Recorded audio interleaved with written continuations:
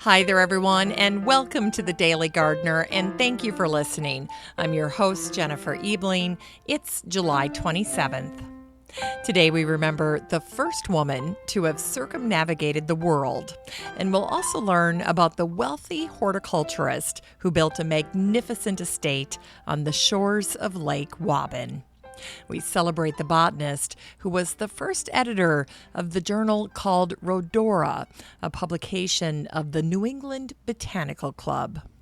We'll also salute the father of British plant geography. And today we honor the Reverend, who wrote 2 sweet little books for the Burpee Seed Company, and they were all about sweet peas. In today's Unearthed Words, we feature some silly, lighthearted poems about the garden, and we grow that garden library with a book that gives us something to do in terms of projects for our garden. And then we'll wrap things up with the story of the woman who founded the Greening of Harlem. But first, let's catch up on some greetings from gardeners from around the world and today's curated news. Well, first up is a picture from Alice M. that arrived in my email this morning.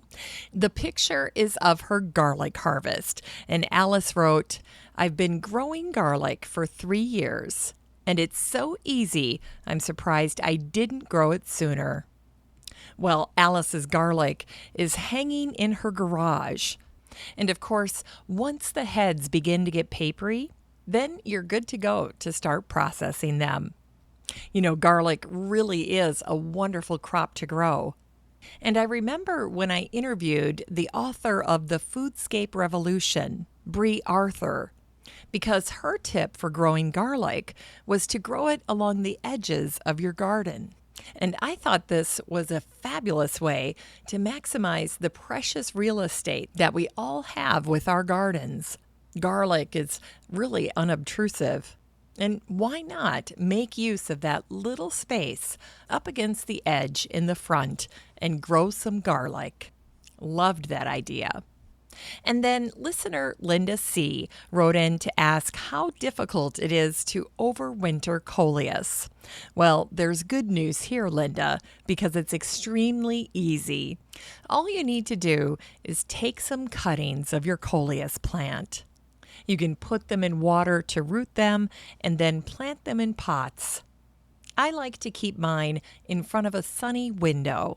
And then all through the year, I basically treat them like one of my houseplants. Now, if you don't want to start all over with new cuttings, all you have to do is bring in your current Coleus.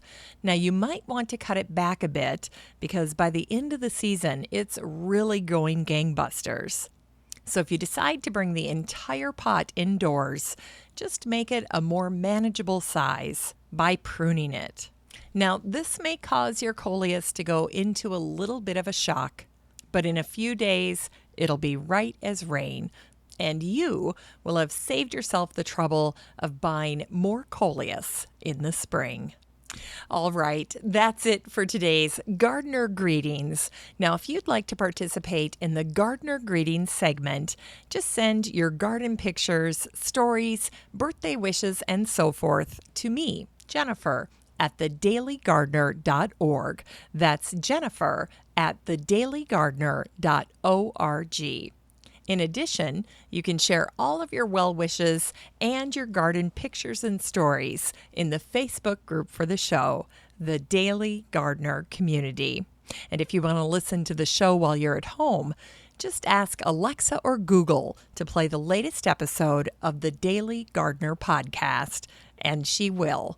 It's just that easy.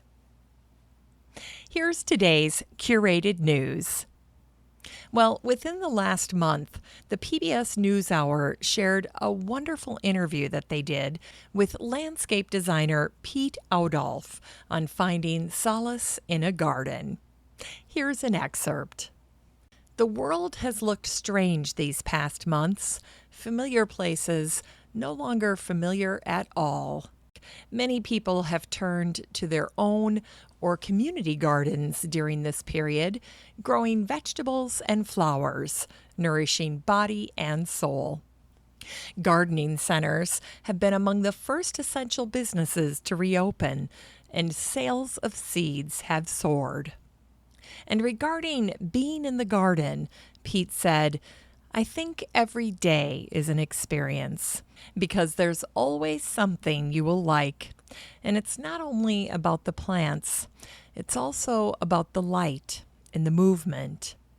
Once you touch the plants and just start to work with them, there's a big chance that you get lost in the world of plants and that you want to experience more of gardening. You can think while you're gardening. You can think about life and how to follow up after this crisis.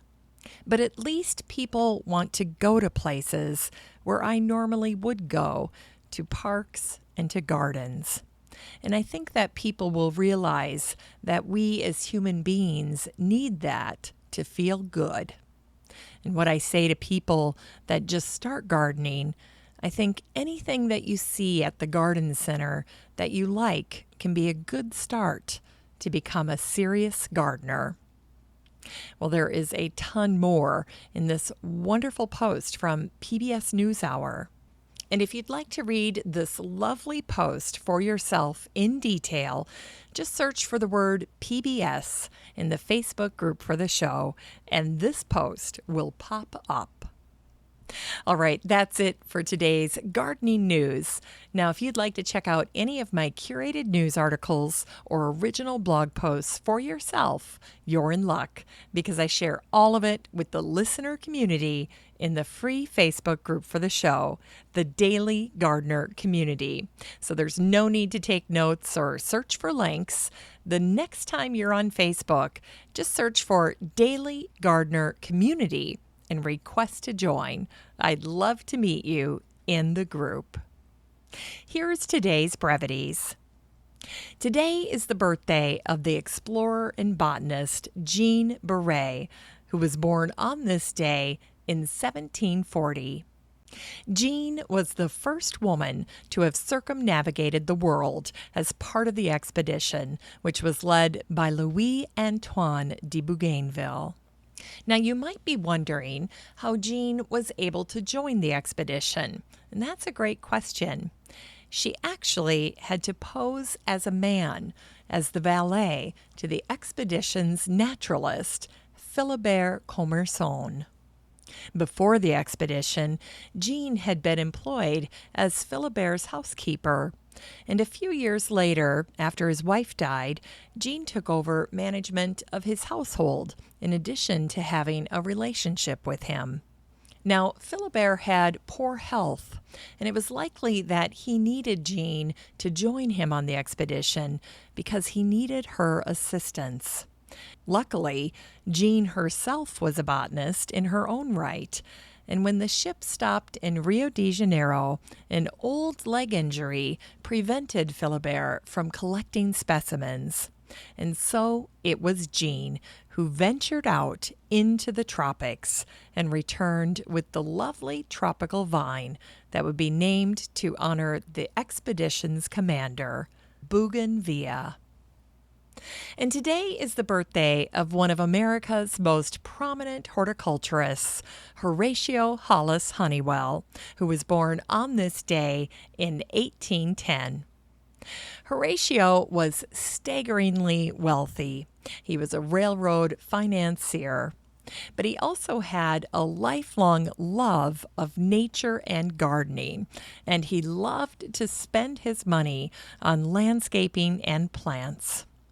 When Horatio purchased over 40 acres of land along the eastern and southern shores of Lake Waban, he built a magnificent estate there. He had just married Isabella Pratt Wells, and he decided to call his impressive home Wellesley in honor of his wife's maiden name of Wells. When it came time for the nearby town and college to settle on a name, they also selected the name Wellesley after conferencing with Horatio, who happened to be the most generous benefactor in the city. The Honeywell estate was so large that when the Honeywell children grew up, 7 of 9 of them had homes built right on the property next to their parents' original house. And aside from the impressive homes, Horatio added many magnificent features to the estate, including a pinetum with over 325 specimens of conifers. And in 1899, Horatio made a remark in reference to his trees, and it's one of my favorites. He said, "No Vanderbilt, with all his great wealth, can possess one of these trees for the next 50 years, for it could not be grown in less time than that." And Horatio also installed the very first topiary garden in America at Wellesley. He referred to it as the Italian Garden, and it was ideally situated along the shores of Lake Waban. And it's no surprise that when it came to the topiary garden, Horatio went all out. Whenever he had guests, he would have them hop aboard a large, authentic Italian gondola boat, complete with an authentically dressed gondola man. After they would glide up to the topiary gardens, they would stop and take a tour. And it was said that Horatio's shores rivaled that of Lake Como in northern Italy. Today, it's difficult to fathom how much attention this one-of-a-kind garden received from the public.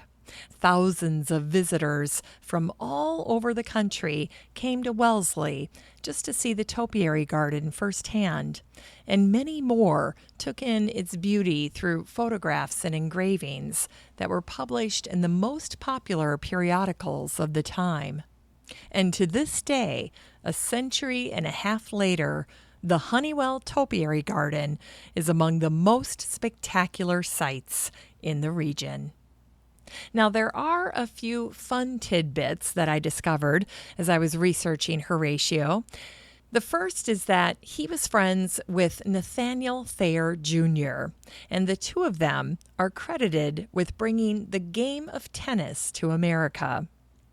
The second fun fact is that Horatio was the first person to cultivate and popularize rhododendrons in the United States. And today is the anniversary of the death of the botanist Benjamin Lincoln Robinson, who died on this day in 1864. In 1892, Benjamin was appointed the curator of the Asa Gray Herbarium at Harvard. When Benjamin took over, both the herbarium and the library were in dire straits. Benjamin was instrumental in acquiring funds and extending the growth of the herbarium. And today, the Gray Herbarium and Library are still housed at Harvard at 22 Divinity Avenue. And in 1899, the first issue of the New England Botanical Club's journal, Rhodora, was published. And the Rhodora's first editor was Benjamin. And today is the anniversary of the death of the botanist and the father of British plant geography, Hewitt Cottrell Watson, who died on this day in 1881. In recognition of his significant contributions, the Botanical Society of the British Isles named their journal Watsonia. Beginning in 1834, Hewitt was one of the first botanists to research plant evolution, and his work also paved the way for a new science now known as ecology. When Darwin created his theory of evolution, he was standing on the shoulders of curious early evolutionists like Hewitt. Now, Darwin's popularity and success overshadowed folks like Hewitt who had come before him. Yet it's evident that when Hewitt read Darwin's Origin, his reaction was one of wonder, and also self-reflection. Hewitt had spent his adult life trying to reach Darwin's conclusion, and now, as an older man, he could see the match he had lit being passed to a true torchbringer. After reading The Origin, Hewitt wrote to Darwin, and his letter is part proud dad, part odd fan, and yet he still takes time to advise Darwin on areas to improve or take heed. In 2 different passages, Hewitt points out that Darwin had succeeded where he had stopped short, saying Darwin had figured out the quo modo, or the method to knit the strings of the theory of evolution together. Hewitt's letter to Darwin is really quite something to read, even after all this time. Here's an excerpt. November 21st, 1859. My dear sir, once I started to read The Origin, I could not rest until I had galloped through all of it. I shall now begin to reread it more deliberately. Meantime, I'm tempted to write you my first impressions. First, your leading idea will assuredly become recognized as an established truth in science. In other words, natural selection. It has the characteristics of all great natural truths, clarifying what was obscure, simplifying what was intricate, adding greatly to previous knowledge. You are the greatest revolutionist in natural history of this century, if not of all centuries. Second, you will perhaps need to limit or modify the principle of natural selection. Third, now that these novel views are brought before the scientific public, it seems truly remarkable how we didn't see them sooner. A quarter century ago, you and I must have had the same state of mind, but you were able to see and work out the theory, while I failed to grasp it. How greatly this will shock the ideas of many men. Very sincerely, Hewitt C. Watson. And it was on this day that a photo of the horticulturist and Reverend William T. Hutchins of Indian Orchard, Massachusetts, appeared in the Springfield Republican in 1895. William is remembered for his book called All About Sweet Peas. It was published in 1892 by the Burpee Seed Company. Incredibly, Burpee distributed 50,000 copies of All About Sweet Peas. Talk about a bestseller. 5 years later, William wrote another book through Burpee called Sweet Peas, Up to Date. William's writings were used as promo material for Burpee, and customers positively received them. In August of 1898, the Star-Gazette out of Elmira, New York, reported on a talk that William had given about the history and culture of the sweet pea. Here's an excerpt. Mr. Hutchins said that the flower is a native of Sicily and is widely cultivated there, but in late years it has come into popular favor in America and is now raised in nearly every part of the country.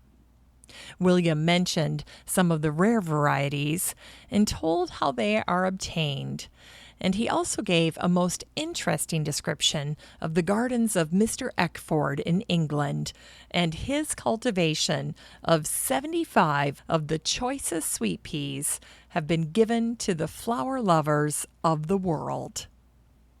In 1950, Charles H. Curtis, the editor of the Gardener's Chronicle, wrote, 50 years ago, a parson from Indian Orchard, Massachusetts, stood on the platform in the lecture hall of the Crystal Palace. He was the Reverend William T. Hutchins, an enthusiastic grower of sweet peas, who had a voice as sweet and persuasive as the fragrance of his subject. I can hear him now. One of my favorite articles featuring William was published in the Atlanta Constitution on March 31st, 1991. And the title of the article was, "Oh, Sweet Peas, Please Climb Above My Knees." And it was written by Laura Martin. Laura dug up this fantastic quote by William, who said that the sweet pea has a fragrance like the universal gospel. And regarding the sweet pea, Laura wrote, "Finding a plant with outstanding beauty and fragrance is a treat. Most roses, of course, offer this combination, but easier and far less demanding are old-fashioned sweet peas, which will trail and climb in your garden while emitting a delicious scent. The common name is sweet pea. The botanical name is Lathyrus odoratus. The Greek word lathyrus means pea or pulse, and the Latin word odoratus means fragrant. Today, Japanese varieties of sweet peas have the most abundant blooms, and some Australian varieties are frilly. Sweet peas are a long-lasting vase flower, which makes them popular with florists and brides. And in terms of floriography, or the language of flowers, sweet peas convey bliss and pleasure. They also mean saying goodbye after having a good time. It turns out nothing says thank you like sweet peas. Finally, of the sweet pea, John Keats once wrote, "Here are sweet peas, on tiptoe for a flight, with wings of gentle flush over delicate white, and taper fingers catching at all things, to bind them all about with tiny rings." In unearthed words, today is Take Your Houseplants for a Walk Day, July 27th. In honor of this silly, lighthearted day, I thought I'd share these fun nonsense poems. This first one's from Anonymous. One fine October morning in September last July, the sun lay thick upon the ground, and the snow shone in the sky. The flowers were singing gaily, the birds were full in bloom. So I went down to the cellar to clean the upstairs room. And the second one is a favorite of mine. It's from the American poet Burton Braley, and it was first shared in the Science newsletter on March 9th, 1929, and it's simply called Botany. There should be no monotony in studying your botany. It helps to train and spur the brain, unless you haven't got any. It teaches you, does botany, to know the plants and spotany, and learn just why they live or die, in case you plant or potany. You learn from reading botany of woolly plants and cottony that grow on earth, and what they're worth, and why some spots have not any. You sketch the plants in botany. You learn to chart and plotany. Like corn or oats, you jot down notes if you know how to jotany.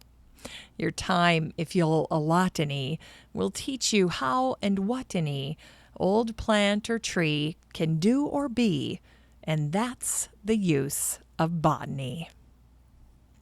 It's time to grow that garden library with today's book, Rustic Garden Projects by Marianne Svard Hegvik. This book came out in February of 2019, and the subtitle is Step-by-Step Backyard Decor, from Trellises to Tree Swings, Stone Steps to Stained Glass. And I tell you what, if you're bored or looking for something to do in the garden, this book is a charming gift to have on hand. It's loaded with ideas and gorgeous pieces of art, and the projects will give you something to do and help you express yourself in the garden. Now, some of these projects are simple and quick, and others may take you a day or two to complete. Projects include willow baskets, conical votives, personalized walkways, raised flower beds, lion head fountains, and more. The author, Marianne, is an engineer based in Stockholm, and she's been puttering around in her garden for ages before she and her husband decided to compile a book of their beautiful and fun garden projects. And Marianne is the owner of a garden design company in Sweden. And that design flair shows up in all of her projects, which I think really distinguishes her work from so many other garden project books that I've looked at over the years. This book is 256 pages of ideas and projects for the garden, and they're all shared with today's gardener in mind. You can get a copy of Rustic Garden Projects by Marianne Svard Hegvik and support the show using the Amazon link in today's show notes for around $5. Finally, here's something sweet to revive the little botanic spark in your heart. On this day in 1949, the founder of the Greening of Haarlem Coalition, Bernadette Kozart, was born. Bernadette was a professional gardener and urban gardening advocate, and she founded the Greening of Haarlem Coalition in 1989. Bernadette's efforts transformed Haarlem, bringing flower gardens and green spaces to areas previously covered by concrete and neglect. And it was Bernadette Kozart who said, "Instead of taking children on field trips to see farms and gardens, why not bring nature into the community? I don't think it's fair that they should have to go outside the community to have that experience of seeing things grow." Thanks for listening to The Daily Gardener, and remember, for a happy, healthy life, garden every day. The Daily Gardener is produced in lovely Wyoming, Minnesota with the help of Paige Mance, Brooke Bierbaum, Kiana Rayleigh, Maddie Doyle, Natalie Decker, and Eric Begay. You can find The Daily Gardener on all your favorite social media. You can follow the show on Instagram, and listeners always have a standing invitation to join the free Facebook group for the show. Just search for Daily Gardener Community the next time you're on Facebook and request to join. All the stories and books that are featured on the show can be found over at thedailygardener.org, thedailygardener.org.